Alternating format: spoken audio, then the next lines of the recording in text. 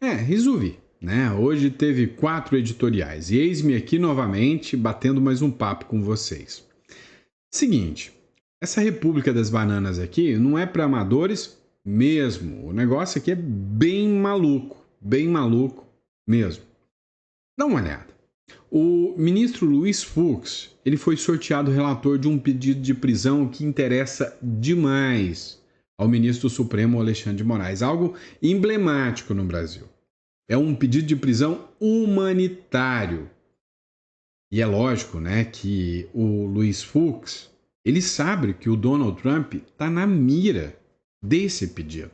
Esse pedido é um dos focos do Luiz Fux. Poderia ser a primeira do Donald Trump, poderia ser a primeira decisão do STF barrando e confrontando, né, a inimizade do ministro Alexandre de Moraes em relação aos bolsonaristas. Vou guardar um segredo para vocês, né? Eu vou colocar aqui meio que dando uma de João Kleber aqui, eu vou te deixar na pilha.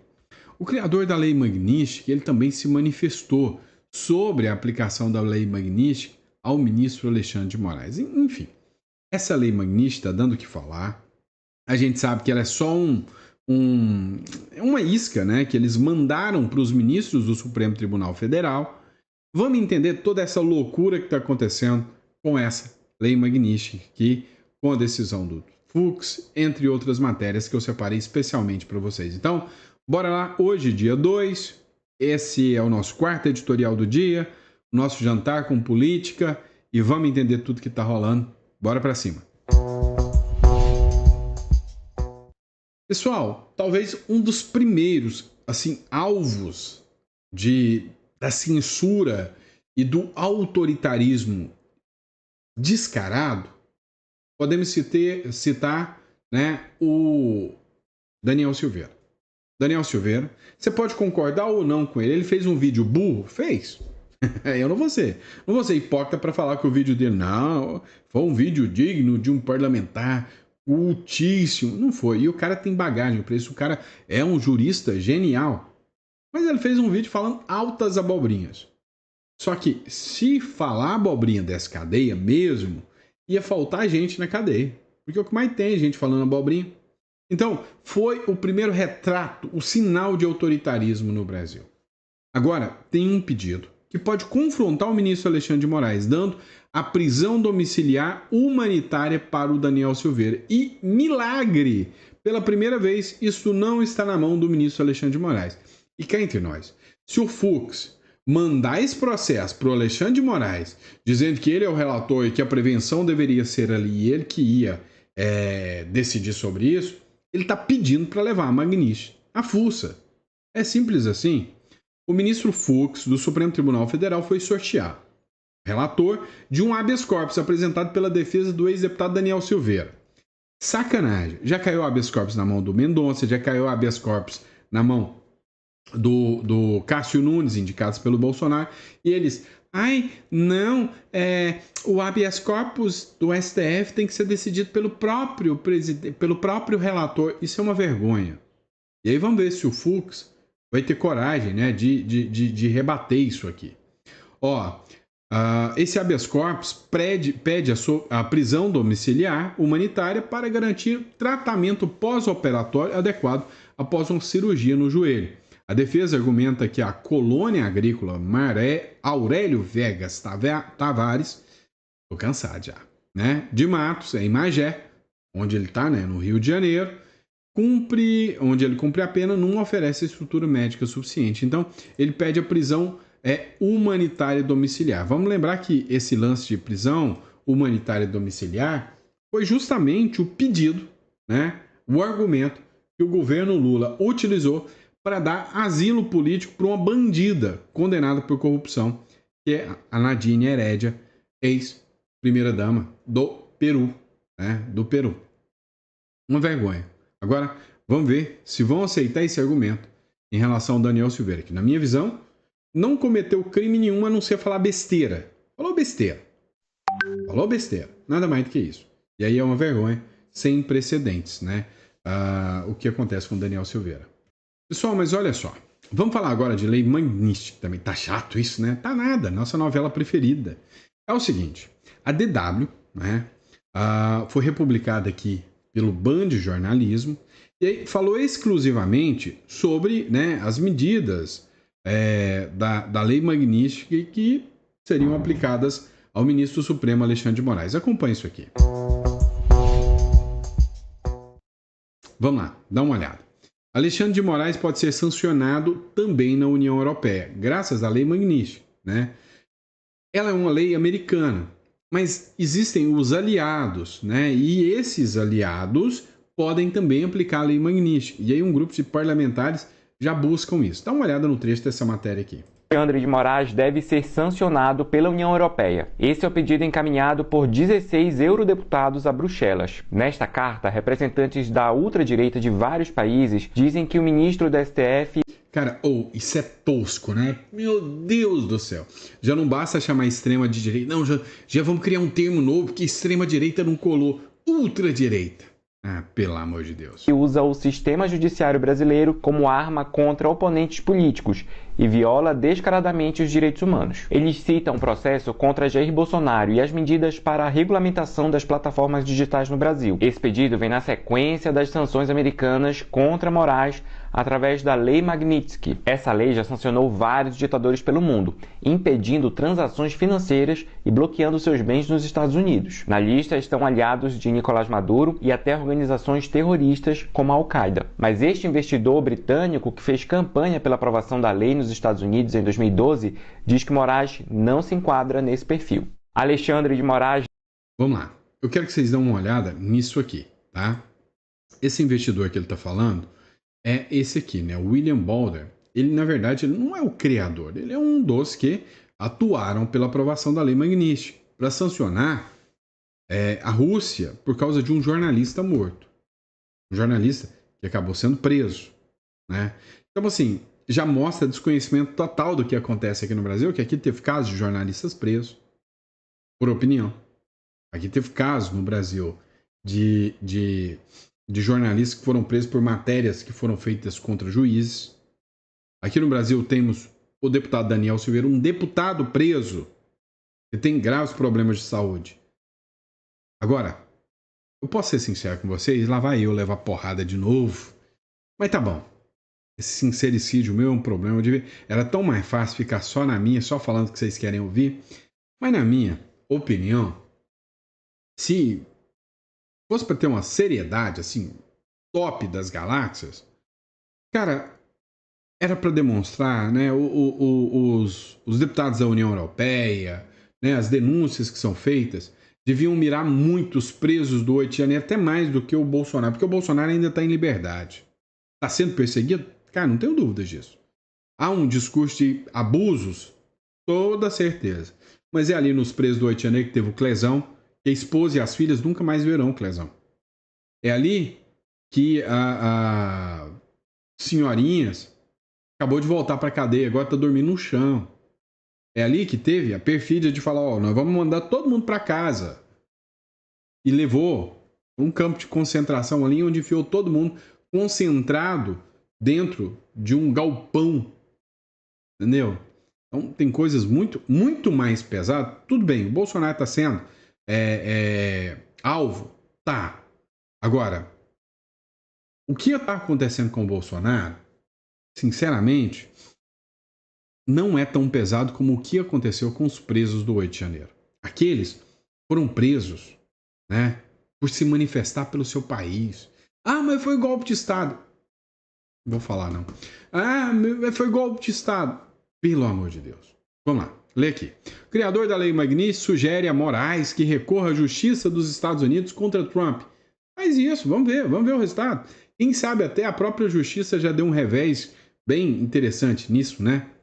William Browder, que é o idealizador da Lei Magnitsky, né? Uma das pessoas que lutaram, que é essa legislação que está punindo todo mundo, né? Disse que o Alexandre de Moraes deveria recorrer à justiça do STF dos Estados Unidos para reverter as sanções impostas pelo Donald Trump. E quando ele articulou pela Lei Magnitsky, pessoas como o ministro Alexandre de Moraes não deveriam estar sendo punidas, né, pela Lei Magnitsky, que era só para tiranos, autoritários, assassinos. E o Moraes é uma pessoa tão boazinha, não devia estar nessa lei. Pois é, cada um no seu cada um, mas eu concordo com ele, eu queria ver, né? Eu acharia bem interessante o recurso, né? À justiça americana. Seria bem interessante, né? Vamos estar acompanhando tudo isso. Vamos lá.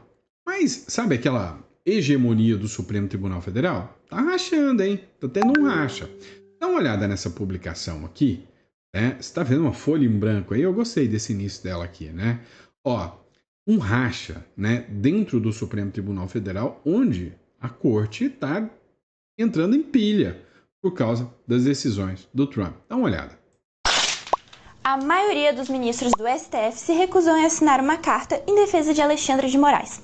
A iniciativa veio após os Estados Unidos sancionarem o ministro, mas seus colegas consideraram impróprio interferir na decisão de outro país. O que seria uma demonstração de união se mostrou um sinal de racha. A carta de defesa foi trocada por uma nota institucional mais leve, assinada apenas pelo presidente Roberto Barroso. Além disso, um jantar de Lula com a cúpula dos três poderes, que tinha o objetivo de mostrar união, expôs ainda mais essa divisão. Apenas 6 dos 11 ministros do STF compareceram. O episódio revela uma insatisfação interna com que alguns ministros consideram um caminho sem volta para o tribunal. Eu sou Juliana Berlink, jornalista do Poder 360, e para acompanhar essa notícia e outras, siga o jornal digital Poder 360. Eu achei super interessante. Essa semana agora, eu coloquei uma matéria do Conexão Política, onde uma jornalista, não me recordo o nome dela, falava, olha, o sistema vai rifar o ministro Alexandre de Moraes. Eles vão entregar o ministro à própria sorte. Eles não vão encarar essa, né, e vão jogar o ministro à própria sorte. Então, nós temos alguns cenários. O primeiro cenário, a Lei Magnitsky chegou, o governo norte-americano é inimigo declarado de Alexandre de Moraes, congressistas de direita, republicanos, né, norte-americanos, odeiam o ministro Alexandre de Moraes e todos querem sanções contra ele.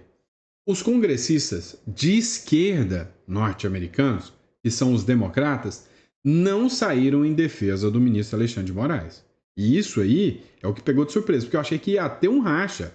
Eu achei que os democratas iam ter um monte fazendo manifestação pró Alexandre de Moraes. Então, perdão da palavra, cagando pro Alexandre de Moraes. Tipo assim, nem que sim, nem que não, foda-se, dane-se o Alexandre de Moraes. É o que eles dizem. Já os republicanos estão toda hora falando, nós queremos a cabeça do Alexandre de Moraes. Agora, começa na Europa também. Né? Vocês viram a matéria do DW aqui, ó. Ex-assessor prepara denúncias contra Moraes ao Parlamento Europeu. E aí, o interessante, o assunto é o Tagliaferro, né, que é o ex-assessor do ministro Alexandre de Moraes. Ele já preparou um dossiê inteiro que vai ser encaminhado para o Parlamento Europeu. E aí, a representante da União Europeia hoje, que é a van der Leyen, né, van der Leyen, o que acontece? Ela tá bem alinhada com o Trump, até porque ela está buscando, né, uma assinatura de acordos entre a União Europeia de redução da tarifa com o Donald Trump. Ela vai querer comprar briga agora, defendendo Moraes junto ao Donald Trump? Acho que não. Um dossiê pesado vindo do Tagliaferro? Acho que não. O El Mundo Oficial, por exemplo, e alguns jornais já começam a repercutir as sanções que estão chegando ao ministro Alexandre de Moraes. Como, por exemplo, essa aqui, ó. Lei Magnitsky. Moraes está proibido de movimentar contas em qualquer moeda, relata representante do Departamento do Estado americano. Segundo interlocutores do deputado federal Eduardo Bolsonaro, ouvidos pela coluna de Bela Megali do Globo, os representantes do Departamento de Estado americano relatam que a sanção envolveria proibição de operações financeiras em qualquer moeda.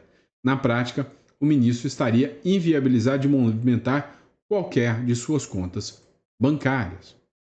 Mas não para por aí. O jogo está ficando assim pesado. Como eu disse para vocês, que o Trump ele não quer. Quando ele manda um recado mesmo. E a Lei Magnitsky é um recado. A Lei Magnitsky não é direcionada para o Alexandre de Moraes. O Alexandre de Moraes é o boi de piranha. Lembra que eu expliquei para vocês o que é o boi de piranha? Que é da roça, nós sabemos. Mas tem gente aí, né, E foi igual pardal, só criado na cidade. Sabe nem o que é roça. Boi de piranha é o seguinte, vocês chegavam, passando na beira do rio, e o rio estava cheio de piranha. Você tinha que matar um boi, sangrava ele todinho, né? Sem matar. Sangrava ele, deixava ele sangrando, jogava ele no rio, né? Jogava ele no rio, se debatendo com sangue. As piranhas vinham todo nesse boi.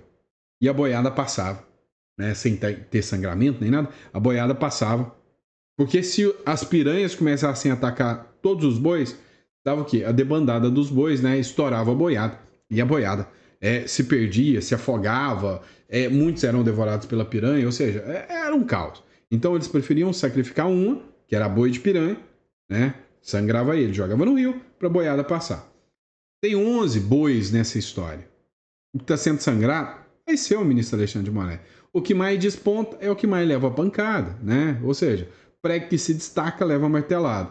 O Alexandre de Moraes, na briga contra o bolsonarismo, é o rei Moraes anti-Bolsonaro, não é? E aí o que acontece?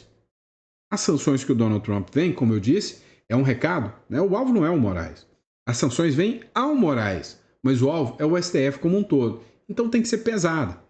Olha só, o Ferrigno aqui publicou: temendo represálias, universidades e outras entidades do exterior devem evitar Moraes em futuras palestras, né? Ou seja, eles que querem ter represália dos Estados Unidos, não. A presença do ministro em palestras e conferências acadêmicas passa a representar um risco jurídico e reputacional para qualquer entidade que o convide. Então, sabe as palestrinhas que eles tanto gostam, que adoram, amam, podem acabar, tá? Podem acabar. Vamos lá, outro ponto. Vamos falar em violação de soberania, não é? Então, o que acontece? Segundo a esquerda, a left people, o discursinho é assim. O discurso é assim: eu estou aqui na minha, quietinho. E aí veio um homem laranja malvadão chamado Donald Trump, que veio aqui e falou: vocês não podem julgar desse jeito. Eu vou interferir na soberania de vocês. Esse é o discursinho da esquerda, da left people, dos peito pompo, tá? Só que não é bem assim. A nossa justiça deu determinações contra empresas e também contra figuras lá nos Estados Unidos, violando, né, a soberania dos Estados Unidos, não cumprindo os acordos de cooperação e violando a lei. Não sou nem eu que estou falando.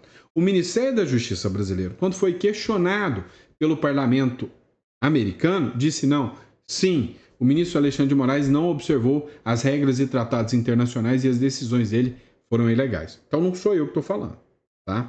O que é o problema? Agora, essa mesma galera peito pombo, essa mesma galera né, da esquerda, que fala em defesa da soberania, resolveram fazer um manifesto para atacar a justiça argentina. Não é o Lula lá com cartinha de Cristina Livre, não. Resolveram fazer ataques diretos à justiça argentina. Escuta a CNN. Ele vai lançar um comitê em defesa da ex-presidente da Argentina, Cristina Kirchner, que, como a gente já lembrou aqui, foi condenada à prisão por corrupção, está cumprindo pena domiciliar. Do que vai se tratar este comitê, Pedro Venceslau? Olha, Yuri, é algo nos moldes do que foi aquele comitê Lula Livre, quando Luiz Inácio Lula da Silva estava preso em Curitiba. Havia todo um movimento que também era internacional, inclusive com apoio de Cristina Kirchner, que então era presidente da Argentina. Vai acontecer nesse final de semana o Congresso Nacional do Partido dos Trabalhadores, em Brasília. Edinho Silva vai tomar posse, é um novo momento do partido. E durante esse evento vai ser lançada a versão brasileira do Comitê Internacional em Defesa de Cristina Kirchner. Vão ser 3 eventos que vão acontecer em 3 países diferentes, ou seja, México, Brasil e Bolívia. Então vão vir para o Congresso do PT, participar do Congresso, parlamentares de esquerda de vários países, sobretudo aqui da América do Sul. Então vai ter muita gente ligada a Cristina Kirchner, do partido dela, dos peronistas também participando do evento, gente da esquerda do Chile, do Uruguai, do México e também da Bolívia. Então vão se alternar lá em discursos, vão lançar um comitê que vai ter um espaço físico, vai ter uma atuação aqui dentro do Brasil, conectada com os outros países. Lembrando que a Cristina Kirchner Kirchner foi condenada por administração fraudulenta em detrimento do Estado, ela que governou a Argentina entre 2007 e 2015, e foi condenada por conta de projetos de obras na região da Patagônia, onde ela governava, a província de Santa Cruz, onde é a base de Cristina Kirchner. Ela está cumprindo, então, prisão domiciliar, e assim como aconteceu no caso do presidente Lula, quando ele estava preso, no caso de Cristina também há uma movimentação permanente ali em torno da residência dela, várias pessoas acampadas, militantes, ficam ali prestando solidariedade à ex-presidente da República, que apresenta um discurso em sua defesa de que é vítima de uma perseguição política por parte do judiciário. Discurso que a gente já conhece muito bem, era o mesmo discurso do presidente Lula quando estava preso, é o mesmo discurso de Jair Bolsonaro aqui no Brasil e é o discurso também de Cristina Kirchner na Argentina. Sabe o que é vergonha disso tudo? Enquanto o povo argentino sofre, né, com a herança do kirchnerismo, que foi um movimento que entregou, né, porque o Fernandes é herdeiro do kirchnerismo, entregou a Argentina para uma lei destruída em frangalhos. Em vez de entender, não, realmente, a direita do Milei está sendo melhor. Vamos migrar para a direita e vamos brigar por isso. Não. Os caras preferem proteger uma aliada ideológica. A esquerda do Brasil é deplorável. Depois, ainda chamam o Trump de interferir no judiciário brasileiro e dizer que o Trump não pode falar que estão perseguindo o Bolsonaro. Mas eles, uma corrupta condenada, e aí nós estamos falando de corrupção, que é, infelizmente, um DNA endêmico, né, da esquerda brasileira. Aí eles vêm e falam, não, nós podemos, né, criar um comitê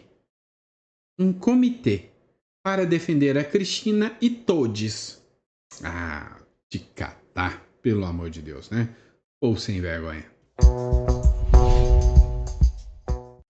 Vamos lá, olha essa aqui é interessante. O Camboja indicará Trump ao Prêmio Nobel da Paz por travar guerra na Ásia. É, meu amigo, né? O Camboja quer mandar promoção da paz para o Donald Trump. O Camboja pretende indicar o presidente dos Estados Unidos, Donald Trump, ao Prêmio Nobel da Paz. O líder político norte-americano teria ajudado o cessar-fogo entre o país e a Tailândia, ou seja, o Donald Trump já chegou parando com guerra, né? Ele não precisou falar, cervejinha numa mesa do bar, eu já acabo com essa guerra, e me elejam que eu acabo com essa guerra. Passou vergonha, né? A informação é do vice-primeiro-ministro do Camboja, Sun Catol, ao declarar nessa sexta que ambos os países provavelmente não teriam fechado um acordo se Trump não interviesse. A Tailândia e Camboja disputaram historicamente a demarcação da fronteira, porém o conflito escalou após a morte de um soldado cambojano. O confronto foi um dos piores da década e culminou com 35 mortos, além do deslocamento de 373 mil pessoas no território. Né? O negócio estava tenso. Sun Catol disse que, sem a intervenção do presidente dos Estados Unidos, o Camboja e a Tailândia provavelmente não teriam fechado um acordo para encerrar os conflitos, ou seja, as mortes teriam escalado. Ah, não, mas o Trump é um monstro, né? Pois é, o Camboja falando, olha, não, foi ele que chegou aqui e pôs fim à guerra, encerrou a guerra. Mas essa turma aí tá preocupada nem um cadinho, mas nem um pouquinho mesmo com a verdade. Eles estão preocupados só com a narrativa deles, tá bom? E é isso, pessoal. Hoje eu vou encerrar mais cedo, né? Sabadão. Nem ia fazer esse quarto editorial. Muito obrigado pela confiança de vocês, pela credibilidade de vocês.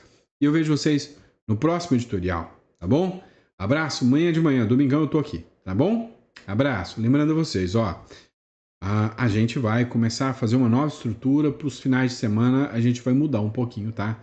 Esse formato aí. Ou a gente vai ficar sem editorial, ou eu vou trazer gente para me ajudar, para sempre ter as matérias, gente que pensa como a gente, tá? Tô cansando de fazer os editoriais no domingo. Não tô sendo hipócrita com vocês, não tô mentindo, não, tá? Então é justamente por isso mesmo. Quero dedicar mais tempo à família, tá bom? Obrigado, pessoal. Fiquem com Deus e até o próximo editorial.